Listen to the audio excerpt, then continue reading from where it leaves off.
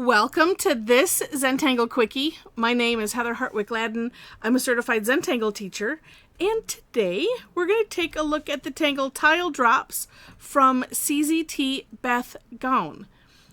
And I hope I pronounced that right, or got it at least close. All right, so this is a neat and interesting tangle, and I decided, because it's a grid pattern, but I decided to approach it a little bit differently than I normally would and treat it as a fragment, because essentially it is. And for those unfamiliar, Rick and Maria came up with a concept of fragments and reticula. The reticula is just a kind of a fancy word for a grid, but more than that, like a non-conforming grid we think of, it's just boxes, right? Or maybe triangles, but sometimes you can have it be something else. And then the reticula is just a pattern that you can then put in, and we'll do it right now, and then I'll explain that part. So with this pattern,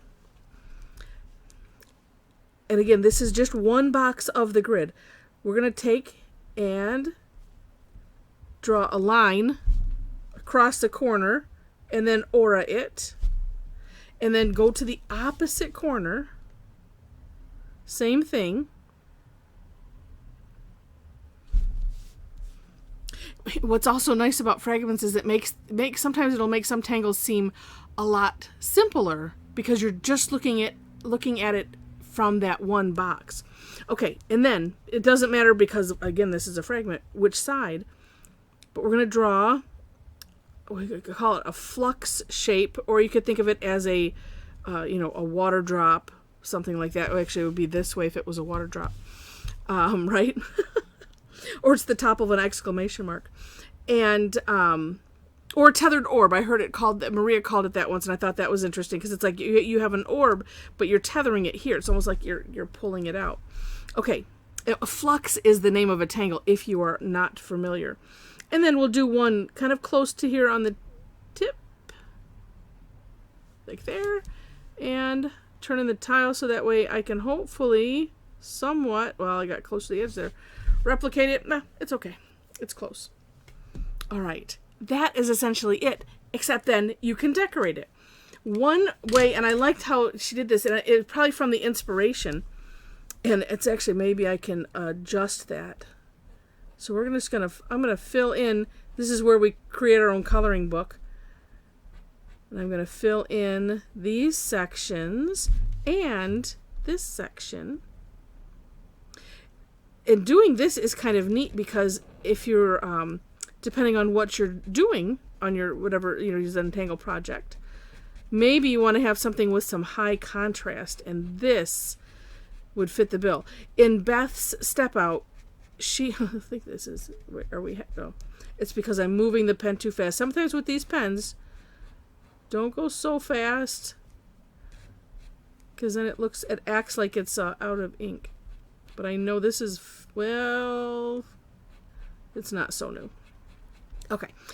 Anyway, if you want some high contrast, you can do this. Looking at Beth's step out, she has one version where she fills in these parts, but then another option is to fill in the opposite parts that I'm not filling in. So leaving it'd be like the negative, right? Filling in these blank spots, but leaving everything else open.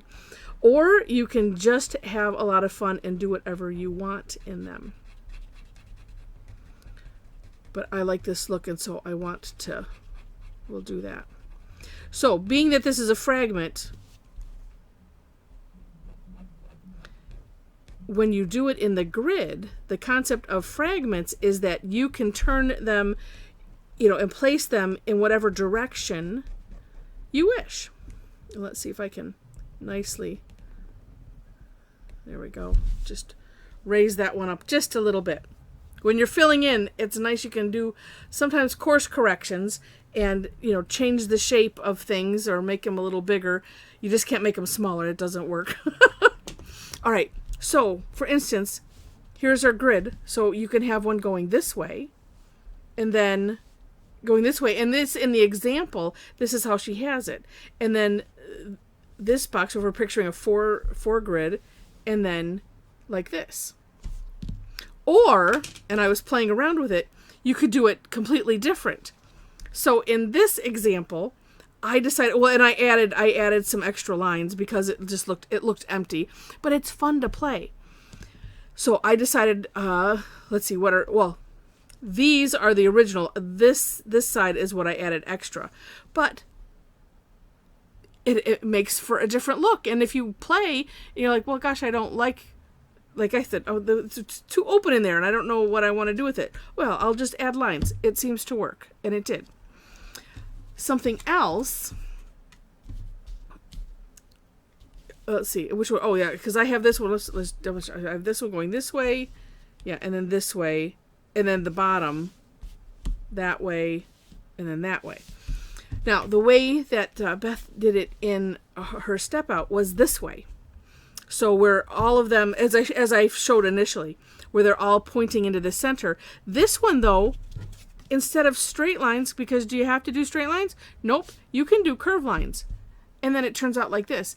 And it looks like the picture of the floor a little bit because, just curving it.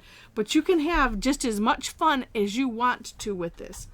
That's what's fun about Zentangle, is just being able to, stretch your creativity however you wish. So, like I said, neat tangle. Fun, easy tangle, lots of options. So if you like the video, I would appreciate it if you click the like button. And while you're clicking, if you've not subscribed yet to the channel, would love to have you be a subscriber. Also, in the description section, besides the links to the step outs, you will find ways to connect with me. So if you enjoy my goofy style, and I hope you do, I teach classes twice weekly. Would love to have you join us. A lot of them are free. I do have some that are paid. You will see that on the site. Tuesdays and Thursdays. Thursdays are always free. It's Tangle time. That's where we would take something like this and play with it and have fun. And sometimes I might do 2 tangles, just depends. But it's just great fun, and it's so neat to see what everybody decides to do with them. Let's see. Also in that description section, links to my Facebook page and to our Tangle Addicts community page, or group, I should say, on Facebook. So if you happen to be there and would like to join the conversation and the fun, we'd love to have you. Know that there are 3 questions to gain entry to that private group. And with that, I think that's it. So thanks so much for watching, and I wish you happy tangling.